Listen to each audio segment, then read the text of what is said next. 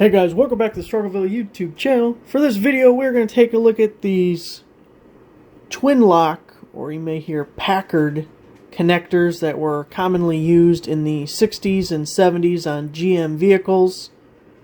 I need to replace one on my 73 Corvette at one of the bolt connectors under the dash. I have since replaced the firewall bolt connection on my 66, but I believe it was the same connectors there. Either way, they're really hard to find. I only needed one, but the only place I could find selling them, you had to buy a lot more than one. So we'll be putting some on eBay to try and recoup what I had to pay for these things, because in addition to not being able to buy one at a time, they're not cheap. So this twin lock connector, there's not really a male and a female. One goes on one side, the other goes on the other, and they slip over each other like this in the plastic connection. This particular one fits wire between 14 gauge and 18 gauge wire. And you can see those little pins. You got to push those back to get it out of the connector.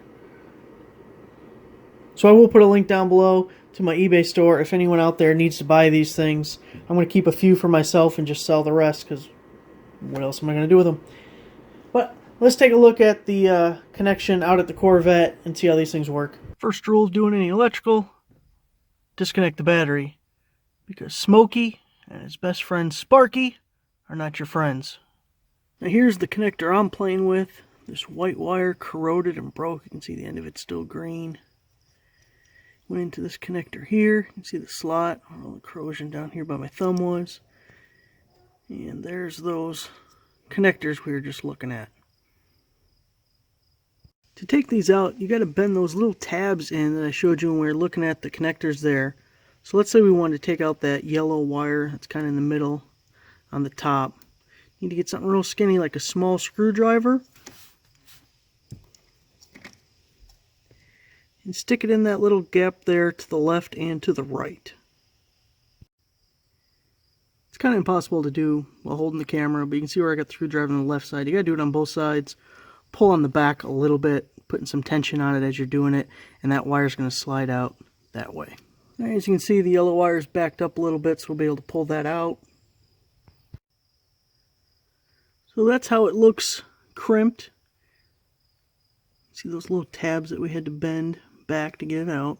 So you're probably going to strip about 1/4 of an inch or so of wire, and they make special crimping tools for this, but who's got special tools? We're going to have to do the best we can.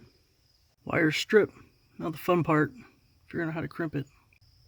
It's not the prettiest crimp in the world, but was able to just use a pair of needle nose, and that's not going to go anywhere. So we just need to slide it back into the connector here. Alright, was able to push our white wire back in place.